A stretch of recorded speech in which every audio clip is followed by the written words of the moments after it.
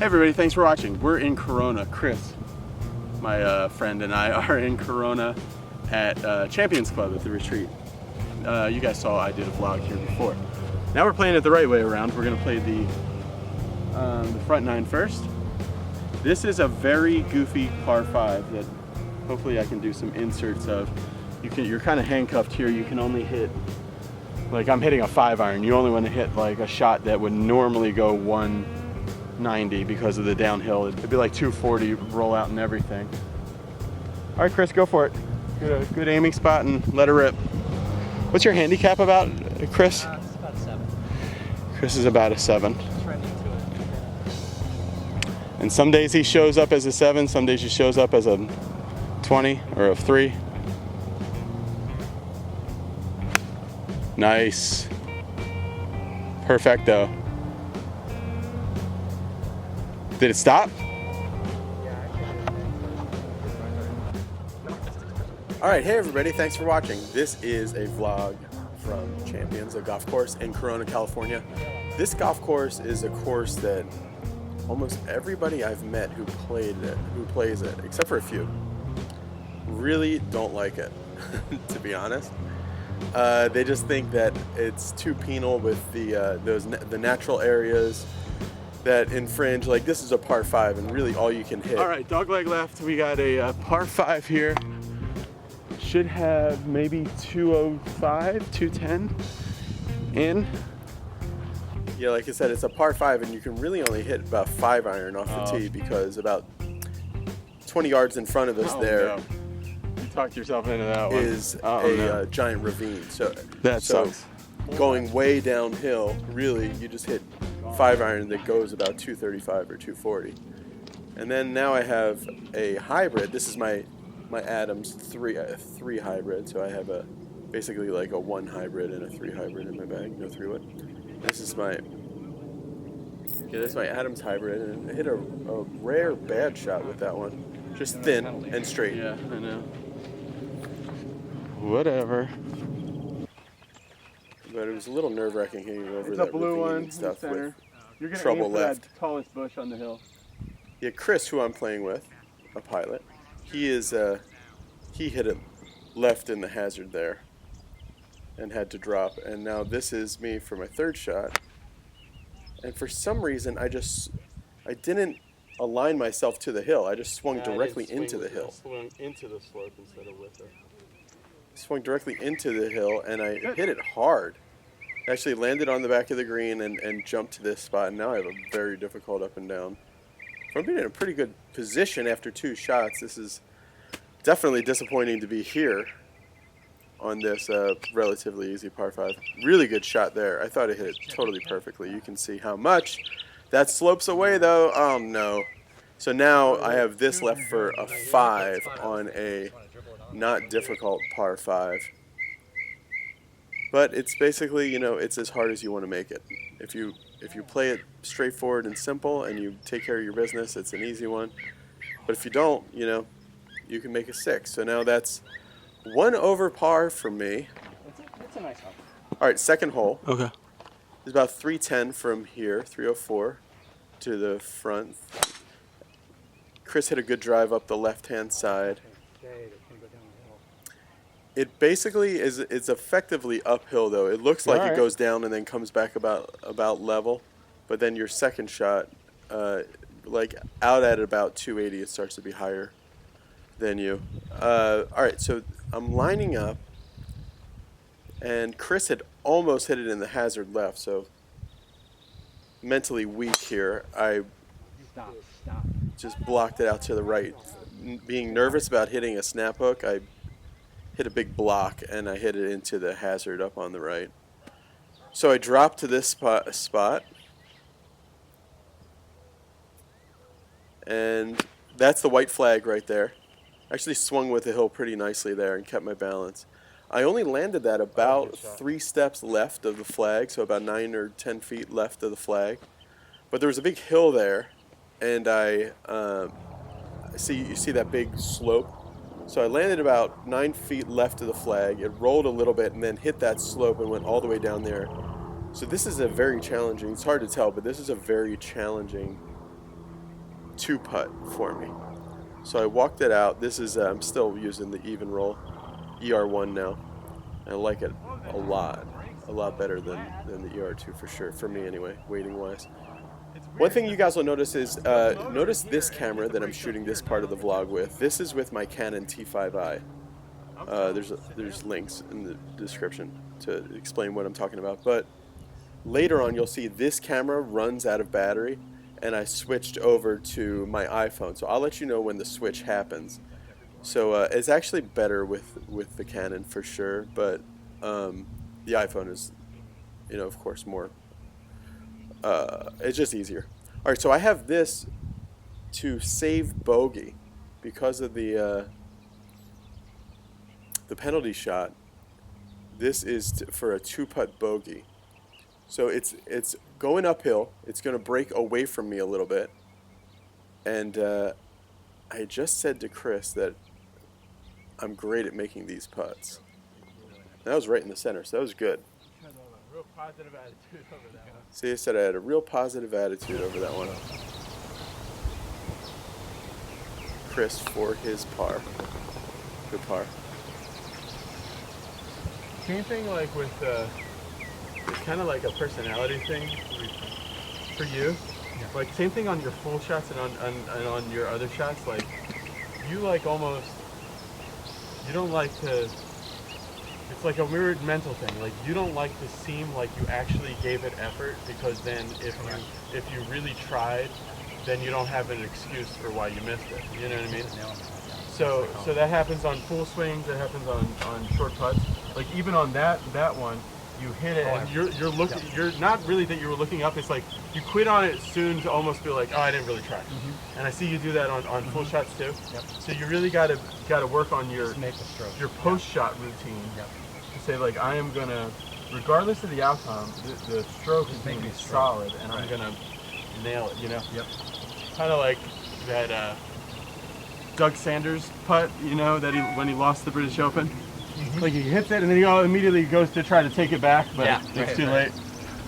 Yeah, it's funny too when I find myself, I've looked at myself on the YouTube clips, from those couple matches we had. And right, and all right, so here is the par 3 third hole. Dirty or something. It's going like that, downhill. It's about 155 yards downhill. Chris has an 8-iron that just kind of came over a little bit, or really didn't come over. He kind of came out of sequence. He just started spinning immediately, and that is that is a pull. And then the camera died. So now this is the iPhone. So see if you can see a little bit of a difference, kind of in the frame rate a little bit. The frame rate's the same, but as far as the shutter speed kind of effect, and also it's a little flatter looking. It's not as the depth isn't quite there. So that was my tee shot to that point, pin high left. Then I had a pretty tough, what is that, 8 feet? Happy to have another putt like this. I'll just keep draining these all day, and then I'll really be on a good flow with this putter. Garen rifle. Yeah, I said, I'm happy I have a putt like this, because then I can drain this and really start to be on a good flow with my putter. With my putter, I'm really trying to get to the point where I have high confidence using this thing. So all right, so one thing that I'm doing here is Boris over at the Be Better Golf School. Boris helped us. You guys saw Boris in one of the other vlogs. He's a mini tour pro and a good teacher in his own right, even though he doesn't give lessons. But he told me to come look at the putt from like a 90-degree angle to it, to be able to see the whole putt in just one eye shot. Thank you. So that's what I was doing there. Boris was telling me this thing where he likes to, like, if you have your putt here, he likes to go over here and back off on it like at a 90, so you can get your entire putt in one eye shot. Like you don't have to turn your head to see the whole putt. Oh yeah, that makes sense. More like you're reading a book, Yeah, that makes sense. Yeah, like you're reading a book. So here's Chris. Let's see if nice. All right, so Chris saves his par. And then hit a really good drive. This is it's hard to tell. Shot. It's kind of like when I was just watching the Masters. It's hard to tell on TV the elevation changes. This is extremely uphill. It's only like 485 or 490 par 5, but it's very uphill. So I wanted to hit kind of a fairway finder. So when I do that, I kind of hit my fade, and I hit it right in the middle of the fairway. Spot and stick with it. So here's Chris. He's going to hit a layup. This is 5-iron. He's quite a ways out. So just... There you go. And I actually caught that a little thin, but it's going to turn into a perfect layup. And I'm I'm like 215 out, but it's from the flag, but it's way uphill, dramatically uphill. So I'm really trying to set my shoulders to the slope, get a good feeling in my right hand at the top. That kind of gets me fully loaded and keeps my transition nice, and then rip it through. So because of the slope, I got a little offsides on that one, but it went dead. It was a dead straight bullet, which gave me that kind of chicken wing look to it. It was a little above my feet. Me really trying to smother cover the ball. So that's my ball just short of the green. I'll be able to putt that. Here's Chris's after his layup. Hit a nice wedge shot, and he actually thought he hit it long, but actually he was well short. And long would have been fine because of the backstop there. So this is me for eagle. After two bogeys and a par, so I'm at 2 over par at the moment. And I thought, you can see all that giant hill to the right and the valley to the left. I thought that was going to influence it to go towards the valley, but locally, what I'm pointing at right there, had more of the kind of elephant hump to the screen left direction, kind of had more of an influence of it. So this is Chris for birdie, shaking it up. That's awesome. Chris is using, that's a Scotty Cameron squareback. So same thing, I'm going 90 degrees to this putt to be able to see the putt in one entire eye shot, which means basically I'm looking at it and I don't have to turn my head at all to see the whole putt. That was really good there. It really was a feeling of a kind of call it a rock and push. So I rock it back and then I push it through with the right. This is another, it's about the same yardage. This is a little shorter actually. This is like 148 or something like that to this red flag. And there's my divot. So you can see the ball was there and then go, and then I started making my divot. That's probably why I pulled that shot at like 10 yards left. I used to be obsessed with Bobby Clampett's impact zone. So I did everything I could to get my swing bottom super far forward. You know, his whole thing is swing bottom should be 4 inches in front of the ball. The bottom of the swing, not really where the divot starts, but the lowest point of the club. So there, my swing bottom was what, like 6 inches in front of the ball. Strike was awesome, but just when you you have to adjust for that face-wise. All right, so this is for birdie. Kind of a rock and push, very good putt. Just didn't quite have the pace. The greens here are fantastic this day. They're very good. They don't look good. They look bumpy, but they're not. So I stay at 2 over par. Now this is a par 4, short par 4. Chris hit what I thought was a really good drive, but somehow it was right down the middle, but we never found it. It was, you know, just one of those black hole kind of shots. All right, so here I am, Brendan. And this is driver. I don't know the yardage of this, but it was kind of a smooth swing. It was like a dead straight shot, and I hit it right to the front of the green. It's a blue flag, so I can't, even though I would putt this if it was to a red or white, I have to chip it, and I actually chipped that a little too short. It went a little too short, hit the hill that you can see that divides this green, and rocketed it off to the fringe. So this is for birdie. This is for my second birdie. Right, so I'm 1 over par at the moment, actually. But that'll be a par for me. And here's Chris, see if he could learn anything. This is Chris he had lost the ball, so this is for, I'm not sure what this is for. I think that's a double for Chris. So that's a par for me. We're doing 2019 rules with the flag recently. Okay, so this is a slight dogleg left, medium. This is about 400-yard par 4, but it's way downhill. I hit that really good, but then Chris was worried about it, that it might be in the scrub, and then I had to yell 4 because Ruled out. I have no bearing for how far to hit it on this course. We like it. We like it. Yeah, Chris hit a good shot, a good iron shot. Maybe I'll do a swing analysis in another video of Chris's swing, because I think Chris is like a 7 handicap, 7 or 8 handicap, but he has some problems that he could become a lot better once he got over. All right, so I hit a great, what felt like a Steve Stricker style wedge shot there from about 78 yards. So I hit that drive like almost 320. But it was way, it was downhill and everything. All right, so this is for birdie. So this is go back to even par.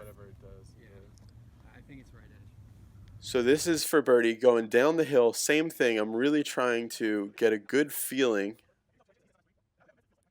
for this rock and push thing. So I set the angle with, I'm going to set the angle with my right wrist. The left arm on there is really just hanging. Everything here is let the right hand control it, and then rock and push. Good birdie. All right, back to even par. Yeah. Second birdie. All right. So now after that hole, this is a par 5, way downhill. 5 something. I forget what. I actually, it looked like a smooth swing. I actually killed that ball.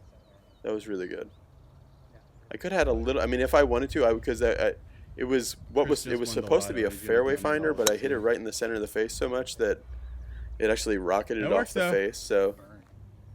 Oh, and then Chris's neck was killing him. Yeah, but instead, now you're just relaxing. I did this video right after I did that Golf Fit Kit workout before that you guys saw on the YouTube channel.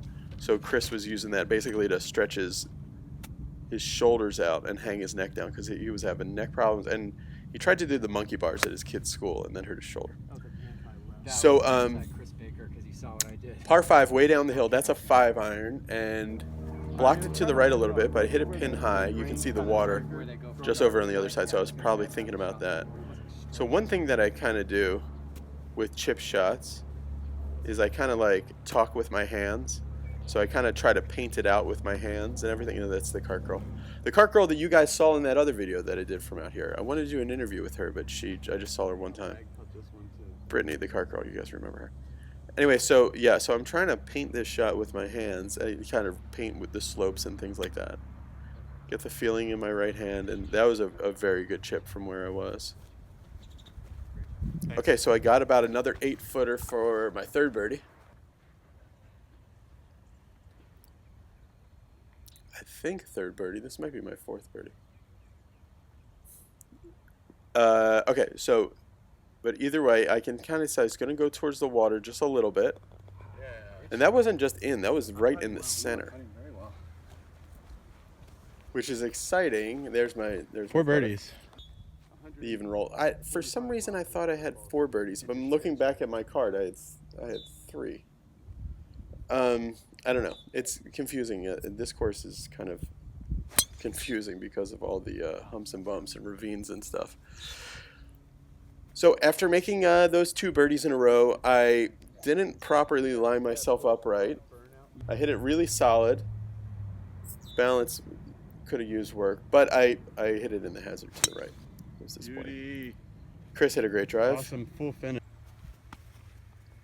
Main thing Chris doesn't like about his swing is his early extension, and his early extension comes from twisting and spinning his body too much, too hard, too soon in transition. All right, so I had dropped a ball after hitting it in the hazard and hit a great 6-iron right over the flag. I misjudged how much the uphill and the wind would have done. So now I need this to get up and down for even par, because I'll get this up and down for bogey if I make this putt. That was actually a really good shot. I picked out a good landing spot, and the ball reacted like I thought it would have.